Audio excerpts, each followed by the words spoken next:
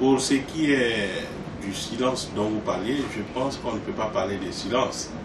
Au moment où nous interviewons, si nous étions en pleine campagne électorale, pendant les campagnes électorales, on élabore toutes sortes de stratégies pour se faire entendre, pour se faire voir.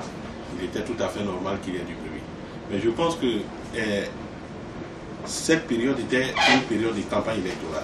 C'était une période d'activité politique. Et maintenant que nous avons fini avec les activités politiques, il faut faire tourner les autres activités. Je crois peut-être que vous ne m'aviez pas entendu. Les leçons que je peux tirer, je vous remercie pour avoir pensé que j'ai fait un mal laboral, mais je pense que je n'en ai pas fait suffisamment. Je pense peut-être n'avoir pas été suffisamment compris par les électeurs. Ou du moins que je pense qu'au moment où nous engageons ce processus à Cocody, cela a dû coïncider avec des enjeux qui paraissaient beaucoup plus importants que les actions que nous avions menées. Et donc, j'ai retenu de cela que ce processus électoral a été bien. Il a failli être biaisé au moment de la proclamation des résultats, mais Dieu merci, je crois que la sagesse a gagné tout le monde. Ceux qui ont gagné ont véritablement mérité leur victoire dans la mesure où c'est le peuple qui a changé. Et puis nous qui avons perdu, nous en prenons acte. Cela doit nous conduire à réfléchir sur les autres méthodes, d'autres méthodes que nous devions utiliser pour pouvoir servir le peuple où que nous soyons.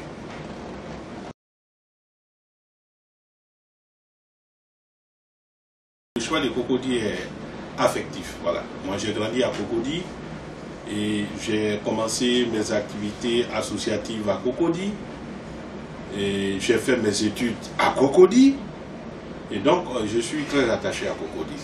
Quand bien même que bien sûr nous fréquentions d'autres villes en Côte d'Ivoire, parce que j'ai au moins la chance de connaître presque toute la Côte d'Ivoire pour avoir sillonné avec les parents un peu et tout ça. Mais c'est surtout plus affectif. Donc j'ai estimé qu'il arrivait un moment où il fallait aller un peu plus loin, au-delà des rapports que nous tissions avec les différentes populations, dans les différents réseaux, que nous voulions être un porte-drapeau de Cocody pour pouvoir défendre un certain nombre d'idées. Et voilà pourquoi nous sommes attachés, et il va de soi que quand vous voulez apporter une contribution à une société, il vaut mieux le faire dans l'environnement où vous vivez, parce que c'est cela que vous connaissez le mieux, vous appréciez les préoccupations, vous appréciez les difficultés. Je pense que c'est la meilleure formule.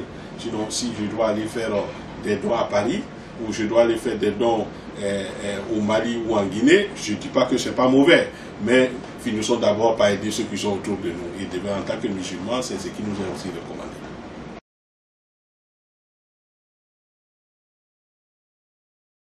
Bon, ça me gêne un peu que je suis un homme politique, parce que le concept d'homme politique est un concept vraiment galvaudé aujourd'hui. Voilà.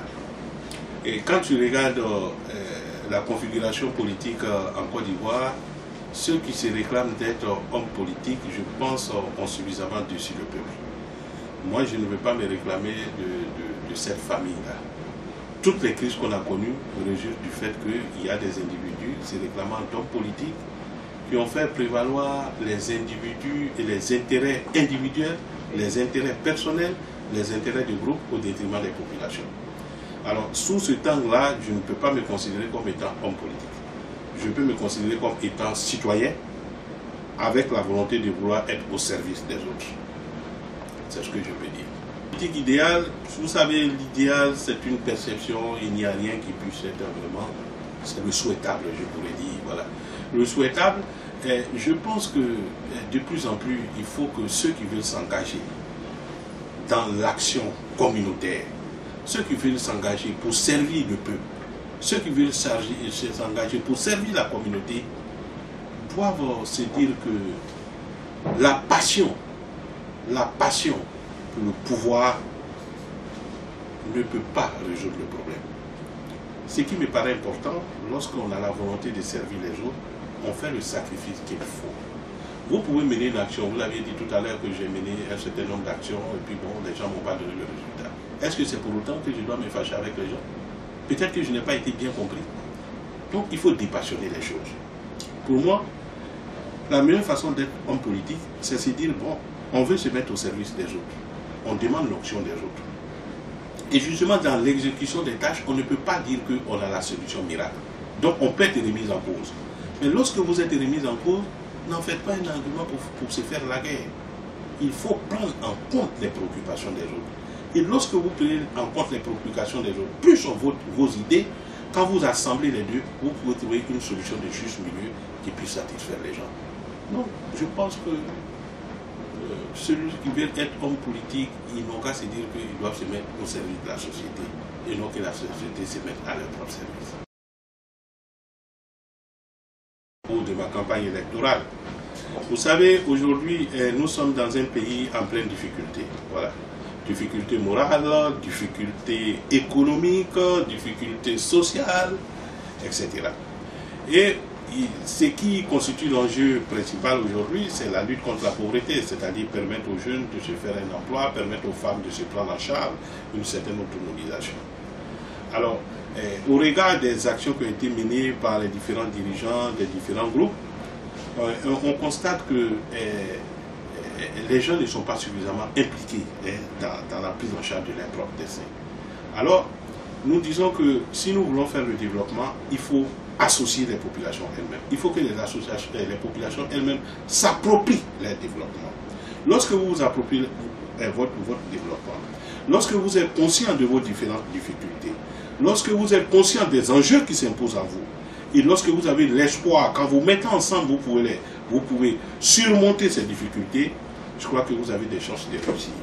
Et ce n'est qu'en participant, en associant tout le monde dans le développement, que la Côte d'Ivoire, ou je dirais Cocody, peut sortir de la pauvreté.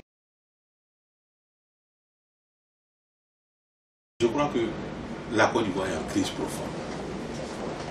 Cette situation que nous vivons indique que la Côte d'Ivoire est en crise profonde. Et j'ai l'impression que les autorités, les dirigeants, les hommes dits politiques ne comprennent pas cela. Pendant que les gens se battent pour préparer des élections de 2020, pendant que les gens se préoccupent qui doit occuper tel ou tel poste, qui doit succéder à telle ou telle personne, les gens se préoccupent de ce genre de choses alors que le pays est en train de s'enfoncer. Comment pouvez-vous penser que quelqu'un, sachant que des bateaux ont chaviré il y a une semaine, décide de s'engager sur cette même voie? C'est parce qu'il n'y a plus d'espoir, il n'y a plus de repères. Notre société est en déliquescence. Et c'est doit nous interpréter. Vous savez que quand la pauvreté atteint un certain niveau, et que les gens sont désespérés, ils se disent quoi? Tant pis, je vais le faire, même si j'en meurs, je vais essayer quand même. Lorsqu'on atteint ce seuil-là, il y a le désespoir. Et ça, c'est très dangereux pour l'avenir de la Côte d'Ivoire, parce que tous ceux qui vont, ce sont des jeunes. Ce sont des jeunes. Ce sont des jeunes qui s'en vont, or qui doivent être les bras valides pour contribuer au développement du pays. Parce que les bras valides, ils interviennent à la fois dans le secteur agricole, ils interviennent dans le secteur secondaire ou dans tous les différents secteurs d'activité. Et si ces bras valides-là se retrouvent de l'autre côté, quels sont ceux qui seront là demain pour créer ce qu'on pourrait appeler l'émergence de la Côte d'Ivoire? Alors, c'est vraiment dommage. Je pense que lorsque les problèmes se présentent à la Côte d'Ivoire ou à nos pays africains, les autorités ne s'asseyent pas pour penser les problèmes. On trouve des solutions de façade, on fait des discours mielleux et on ne cherche pas à régler le problème au fond. Alors, cette situation, si on y prend garde, va créer beaucoup de problèmes à la Côte d'Ivoire. Mais en même temps, elle est une indication de la crise profonde qui existe dans notre pays. Et le départ de ces jeunes est une forme de solution pour eux pour sortir de cette situation périlleuse. Mais il y a d'autres qui ne partiront pas, mais qui peuvent avoir d'autres aptitudes qui peuvent encore être plus préjudiciables pour la Côte d'Ivoire. Et déjà, ça veut dire quoi? Ça veut dire que la Côte d'Ivoire est en conflit avec elle-même. Il faut que la Côte d'Ivoire se réconcilie avec elle-même.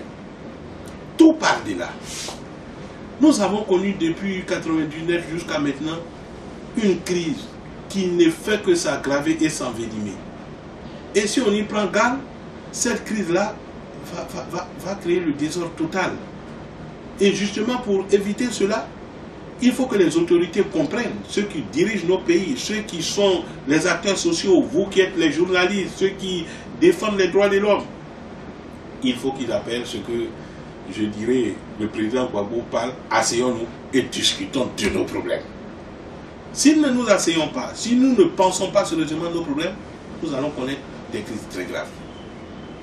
Alors, donc, moi, je ne veux pas prendre une piste sur une solution miracle, parce que le préalable d'abord, c'est de discuter de nos problèmes, de diagnostiquer nos problèmes, et ensemble, que nous puissions trouver des pistes de solutions.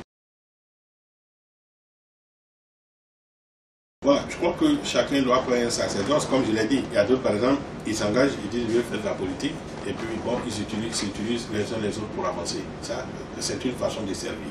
Voilà. Il y a d'autres aussi, ils disent, bon, écoute, moi, j'ai décidé d'être un gangster, j'attaque les gens, et puis, j'avance. Ça aussi, c'est une façon. Mais vous savez que chacun a une base. Ça peut être d'origine spirituelle, ça peut être d'origine sociale, c'est-à-dire l'environnement dans lequel vous avez vécu, les pratiques que vous avez vues se réaliser, qui peuvent influencer votre vie. Et puis ça peut être l'influence même du savoir que l'on a acquis. Moi c'était un ramassis de tout cela. Voilà. Chez moi, je pense que on donne un sens à sa vie que lorsque on contribue à rendre heureux les autres. Et comme je le disais souvent, si vous voulez attendre d'être riche avant de partager ce que vous avez avec les autres, vous ne pourrez jamais aider les gens. Parce que lorsque vous commencez à avoir 10 francs, vous dites attendez que j'ai 25 francs. Quand vous avez 25 francs, vous dites attendez que j'ai 100 francs. Ainsi de suite, vous n'allez jamais partager avec les autres. Alors que lorsque vous partagez avec les autres, il y a d'abord le fait que vous êtes heureux d'avoir aidé votre prochain. Mais que votre prochain aussi est heureux. Et que si vous êtes un croyant, quelqu'un que vous rendez heureux, Dieu vous rendra aussi heureux. Donc, à mon sens, cet esprit de partage n'a pas pris une vocation, une direction d'abord politique, c'est-à-dire qu'une ambition de vouloir se présenter. C'est un quotidien de tous les jours. Pour ceux qui savent et qui sont autour de nous, ils savent que quand on a un peu, on se partage et puis on avance. Quand on a une difficulté, on peut recourir à un autre, ainsi de suite. Et puis, c'est dans ce mouvement que nous pouvons faire avancer les choses. Et je crois que cela est une chose importante parce que si vous développez la culture du partage, vous avez pitié de votre prochain. Si vous avez pitié de votre prochain, vous ne pouvez pas faire du mal à votre prochain. Si vous ne pouvez pas faire du mal à votre prochain, il va de soi que si vous voulez servir une population, vous serez méfiant, vous ferez en sorte de ne pas faire du mal aux autres. Et nous avons la possibilité donc de nous comprendre et de faire avancer notre communauté. Donc pour moi, c'est un élément important. Ce sont des signaux que je donne. Et mes collaborateurs, tous ceux qui travaillent avec moi, ils le savent. J'ai toujours dit que le peu que vous avez, il faut partager. Vous commencez d'abord par partager avec ceux qui sont autour de vous. Parce qu'il ne faut pas s'élever pour aller faire des gestes à des gens de dehors, pendant que celui qui est là vous sollicite, vous ne pouvez pas l'aider. Il faut donner un peu à tout le monde et puis vous puissiez, pour que vous puissiez avancer. C'est ça, la société, et c'est le seul sens qu'un être doit accorder à ça. Voyez-vous, vraiment, je ne sais pas si c'est moi qui suis fou ou si c'est la Côte d'Ivoire qui est tombée sur la tête. 1999, des jeunes se révoltent, ça se transforme en un coup d'État. Le coup d'État est fait. On dit oui, la société ivoirienne est en crise parce que il y a des personnes qui se battaient au sommet pour la prise du pouvoir et ça a entraîné tout ce que vous saviez, question de ivoirité, question de xénophobie, etc., etc. Et puis, le processus va de mal en pire, jusqu'à ce qu'on arrive aux élections. Tentative de coup d'État de 2002, avec le cortège de morts que vous connaissez, des problèmes encore, la crise post-électorale. Et puis, en dépit de tout cela, les gens continuent de croire que dans notre pays, il y a la réconciliation qui s'est faite. Mais qu'est-ce qu'ils entendent dire par la réconciliation? Je crois que ce concept de réconciliation, les Ivoiriens même ne sont pas d'accord là-dessus. Parce qu'il faut qu'on s'asseye pour dire qu'est-ce qu'on met dans la réconciliation. La réconciliation, c'est quoi?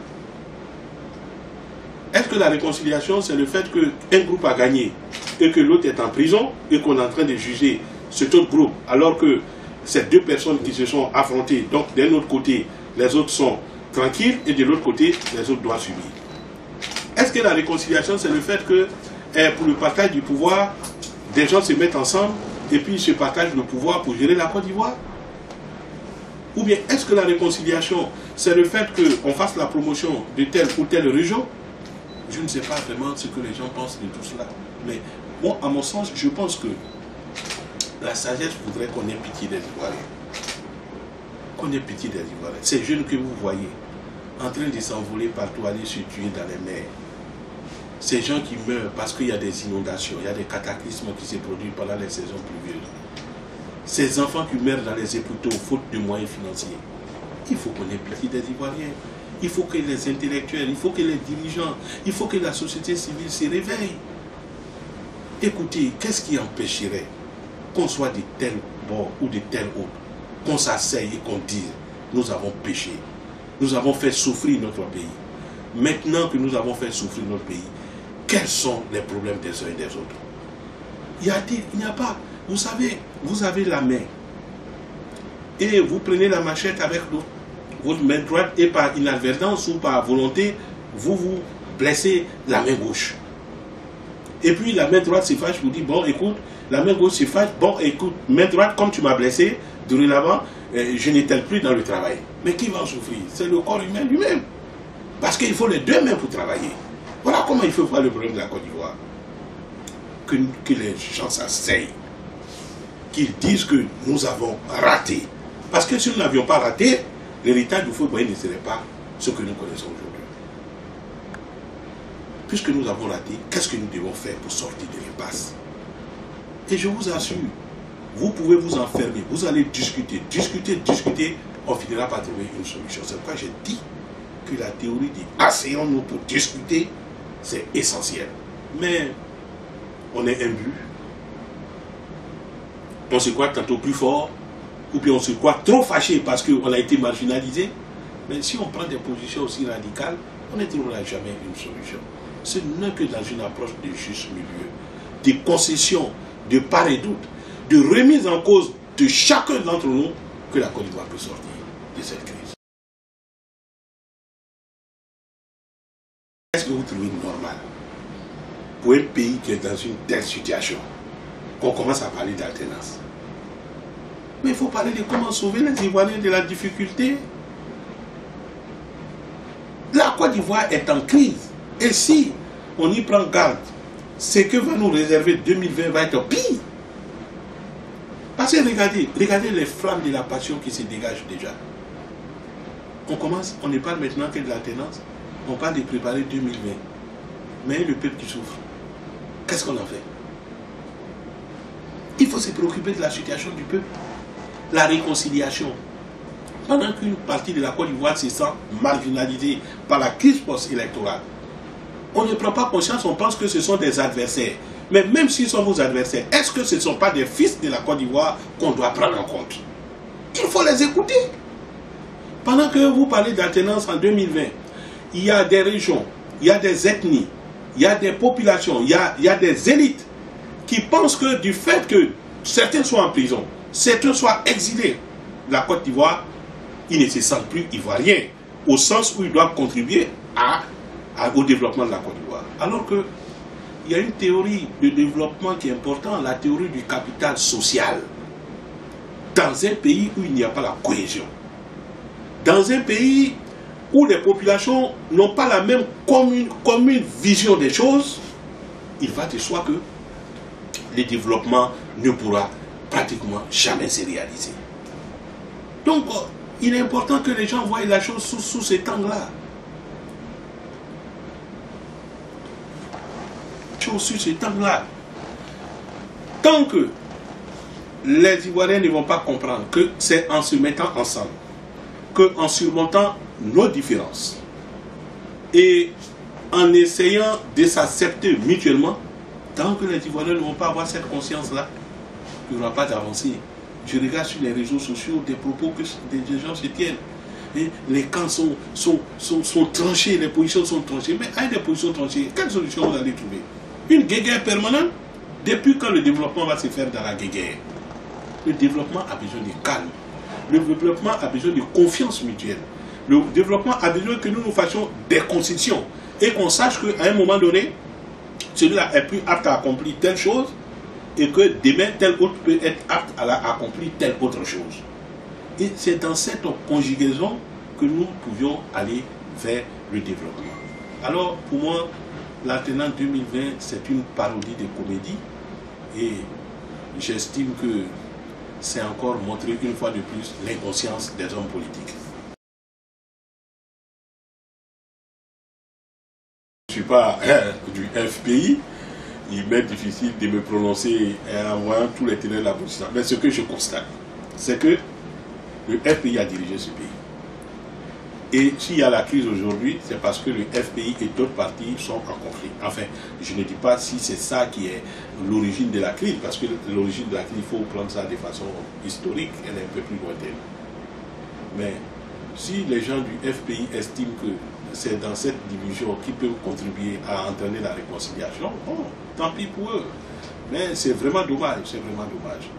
Imaginez-vous déjà, il y a deux groupes.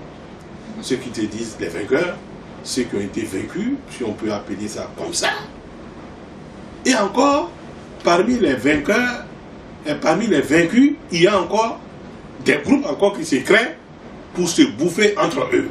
Et voilà encore, on apprend que parmi les vainqueurs aussi, il y a des groupes qui sont en train de se créer. Voyez-vous le danger que la Côte d'Ivoire court? Et pendant tout ce temps, le peuple est victime. Parce qu'on s'en fout du peuple. On pense comment on va se partager les cartes, comment on va gérer les choses. Mais on ne peut pas continuer comme ça. Il faut qu'on demande pardon aux dirigeants. Il faut qu'on demande pardon aux forces politiques. Il faut qu'on demande pardon à la société.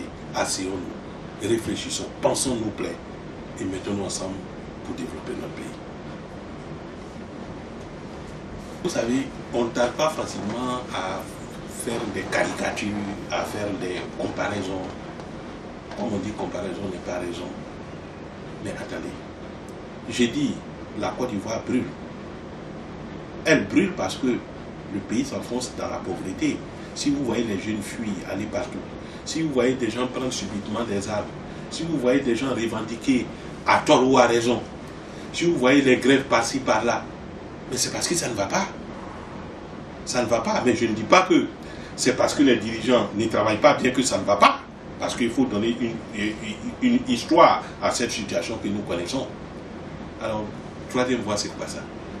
Sauvons le peuple ivoirien d'abord, asseyons-nous, discutons. Ouais, mais moi, je suis même pour que on reporte, parce que ce n'est pas... il faut souvent tordre le cou à certains aspects de la démocratie parfois. On peut même reporter ces questions d'élection, ça soit on règle nos problèmes. On règle nos problèmes. On se réconcilie. Et puis, on décide d'aller vers le développement. Je vous assure que si nous le faisons, c'était mieux. Troisième voie, en Côte d'Ivoire, pense encore à une troisième voie. Si ça ne va pas être encore un troisième danger. Parce qu'on est habitué maintenant en Côte d'Ivoire. On dit que quand tel groupe va partir, c'est l'accalmie qui va revenir. Mais comme le groupe là même, quand le groupe prend, un groupe prend à l'intérieur même, le danger se crée. Et au fur et à mesure, on va de cataclysme en cataclysme parce qu'on n'a pas réglé les problèmes au fond. Voilà, donc moi ce que je demande aux gens, troisième, quatrième voie, on a encore 3 ans devant nous, prenons le temps de régler nos problèmes. Quand nous allons régler nos problèmes, la voie idéale va se dégager d'elle. Le gouvernement m'a répondu à ça. Le gouvernement d'abord n'a pas voulu payer l'argent parce qu'ils savent bien que ce n'est pas la solution idéale. Mais vous savez, quand on a le dos au mur, il vaut mieux limiter la casse. Donc c'est une solution conjoncturelle. Parce que il y a un vrai problème de fond. Et tous ces vrais problèmes de fond, c'est ce que j'ai dit, si nous ne réglons pas les problèmes de réconciliation entre nous, c'est-à-dire que nous ne nous asseyons pas, que nous ne nous remettions pas en cause, et que nous voyons qui a subi, celui qui a subi du mal, celui qui a subi des dégâts, que nous puissions ensemble nous pardonner mutuellement, on ne trouvera jamais de solution. Parce que si la réconciliation avait été faite réellement, c'est-à-dire en termes de asseyons-nous, comprenons que nous sommes des fils d'un même pays, et que chacun de nous a fauté de part et d'autre, et que nous puissions nous repentir mutuellement, vous aurez compris qu'au cours de ces débats et de ces discussions, le problème de ces jeunes-là serait apparu. Et qu'on se serait approprié de ça. Si on s'en était approprié, on aurait trouvé des solutions et on aurait anticipé. Deuxièmement, même si on s'assoit, nous réglons les problèmes, vous le savez toujours, il y a des gens qui se mettent à contre-courant du processus, et ce qu'on appelle souvent les quelques minorités réfractaires. Mais qu'est-ce qui se serait passé? Dès lors qu'il y a la cohésion sociale, dès lors qu'il y a un consensus qui se dégage, lorsqu'un petit groupe veut faire une certaine pression, mais la déroute vient du peuple lui-même. Voilà. Mais vous avez vu, les gens ont un peu peur des armes, c'est vrai. Mais on a vu ici, en 2000, lorsque Gueye a été élu, on a vu les militaires, mais où les militaires ont pris? Ils ont pris la poudre d'escampette parce que le peuple était entièrement dans la rue. Donc, il y a des moments, la conscience, on a vu dans des pays, en Égypte, on a vu, les gens sont sortis pour faire partie du pouvoir. On a vu en Tunisie, un pouvoir qui était semblé fort, tenu. C'est le peuple qui a fait partie de ce pouvoir. Donc, il y a des moments, lorsqu'il y a une certaine cohésion, il y a un certain consensus, il y a des choses qui ne peuvent pas se faire dans les pays. Mais on n'a pas, on a survolé, on a fait des arrangements de groupes, des arrangements de clans, et on est là, tout le monde est dessus, il y a la méfiance, il y a la division entre nous, mais il n'y a que ces choses qui peuvent se produire. Donc, elle ne peut pas être une solution durable. Et chaque jour, vous avez vu, on a fini avec la question des militaires, en même dans les démobilisés, montent au créneau. Et on ne sait pas encore qu'est-ce qui va arriver demain encore. Et donc, ça c'est encore plus grave. Voilà, d'un côté, les gens prennent la route de l'exil pour aller se tuer. Des enfants, des mères, les pères ont souffert pour éduquer leurs enfants, malheureusement par désespoir, ils s'en vont. Voilà, de l'autre côté encore, d'autres qui prennent les armes pour pouvoir menacer les gens, pour pouvoir menacer un État, pour qu'on puisse leur payer leur argent. Mais évidemment, il y a eu des arrangements entre eux à des moments donnés. Mais comme on n'a pas su nous réconcilier, on n'a pas su se mettre ensemble pour régler tous nos différends, pour nous pardonner mutuellement, il va de soi qu'à des moments donnés, nous connaissions ce genre de choses. Et je prédis que si effectivement on ne s'assoit pas pour régler nos différents problèmes, vous allez voir, à partir des forces politiques elles-mêmes, on va encore connaître des dégâts en 2020. Et je prie Dieu que la Côte d'Ivoire soit épargnée d'une telle situation. Quel grand exemple pour la Côte d'Ivoire. Et malgré tout, le manque d'humilité, vous voyez, la haine, le manque de pardon continue d'exister encore en Côte d'Ivoire. Un fils de la Côte d'Ivoire. Je ne veux pas rentrer dans les détails dans quelles conditions c'était passé. Un fils de la Côte d'Ivoire. Il a dirigé la Côte d'Ivoire pendant 10 ans. On le prend, on le déporte comme si c'était l'époque de Samori Touré. Et après 40, ceux qui sont des témoins à charge se remettent eux-mêmes en cause. Je ne dis pas que Gbagbo a fauté ou il n'a pas fauté, ça c'est pas là le problème. Mais si tu es un citoyen ivoirien, dirigeant où que tu sois, de quel camp que tu sois, si tu n'es pas haineux, si tu n'es pas rancunier, si tu aimes vraiment la Côte d'Ivoire, tu dois te dire stop, venons, asseyons-nous, réglons nos problèmes entre nous pour ne pas que la Côte d'Ivoire soit éliminée. Mais hélas, hélas, hélas, nous sommes dans un pays de haine. Et quand la haine prend le dessus, la raison n'y est plus. Voilà ce que je peux dire du coup, c'est bon. D'abord, je ne suis pas un homme politique au sens connu du terme, ça c'est un. Deuxièmement, je ne pense pas que un avenir, qu'il soit politique, qu'il soit économique, qu'il soit social, soit déterminé par soi-même. On se fixe un idéal et puis Dieu vous conduit sur le chemin qui est le vôtre.